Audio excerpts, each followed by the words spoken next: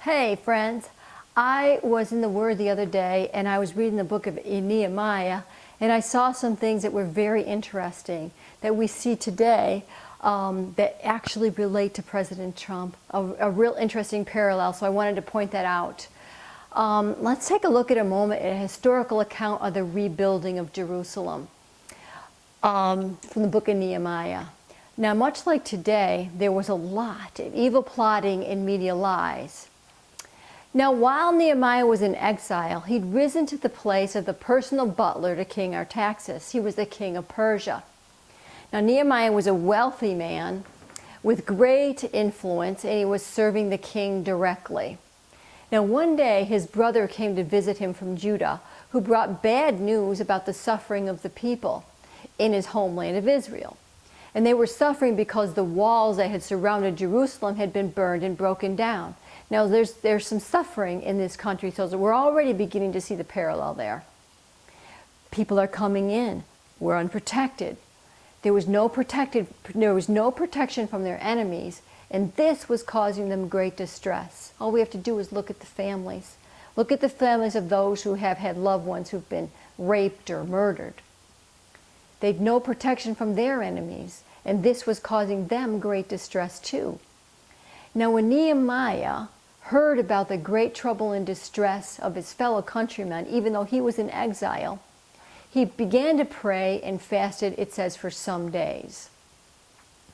Now, he goes on to say that God gave him the idea to rebuild the wall, but it meant great personal sacrifice to leave his position, get permission to do that, and oversee the building of the wall. Nehemiah 2:10 tells us there were two instigators who were very much disturbed when they heard that someone had come to promote the welfare of the Israelites.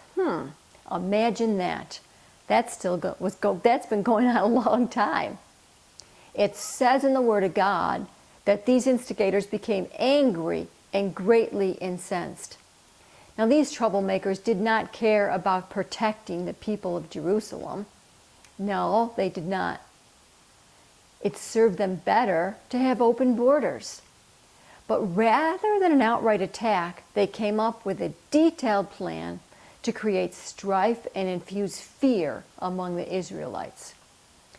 Nehemiah's enemies publicly ridiculed anyone who was in favor of the wall. They were unmerciful in their threats. They repeated lies, it says, 10 times over. The same lie over and over. What happens when you hear a lie enough times? You begin to believe it is truth. And it instilled fear into the hearts of the people. And they took that fear to Nehemiah, and he was the one that had to speak to them and calm their fears so that they could continue to work. And then Nehemiah even had some of his own countrymen turn against him and refuse to work on the wall. Or should I say, refuse to vote for the wall? Now consider for a moment, let's switch gears here, how much planning went into recruiting the thousands of people to walk to the U.S. border. Women and children are put at risk, but there's a lot of men there. Thousands of people have to be fed and clothed in this plan. And what about the false promises that have been made to these people? You see, the plotters, those that did this, it was a master plan. They don't care. They don't care about those people. It's actually to undermine President Trump's agenda that's going to leave the U.S. citizens exposed who could do us harm. See, the wall isn't to keep out people, foreigners and good people, as has been implied. No, that's not it. The wall is to protect us from our enemies. But I am telling you, rather than undermining his plan, this will serve to underline his plan. It will serve to highlight the reason why the wall must be built. Now, meanwhile, Nehemiah kept working on a plan to get the wall built in spite of the threats that were going on around him constantly. That's the same thing that's happening to our president today. Trump is going to have to keep on working on a plan in the face of defeat and relentless criticism, relentless personal attacks. The enemies of God have always had a plan for chaos and destruction. The tactics may change, but the act of sowing discord and creating division remains the same. Nehemiah got the vision from God as an answer to that difficult situation then. He transmitted that vision to others and they carried out the plan.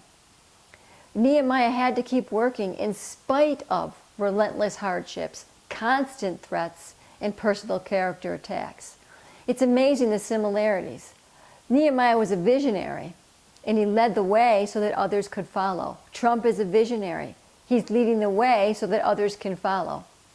But ultimately, in the story, the enemy's plans were frustrated by God, and they came to nothing.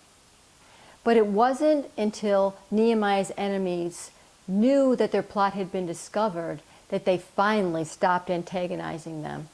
President Trump was elected to build a wall. And just like God frustrated the enemies of Nehemiah, he'll do the same thing again. But you have a part in building the wall. So what's your part in building the wall? Well, we'll cover that in part 2. While you're here, don't forget to subscribe to our channel and tap the bell to get notifications. Connect with us at greatergloryministries.net and on Facebook.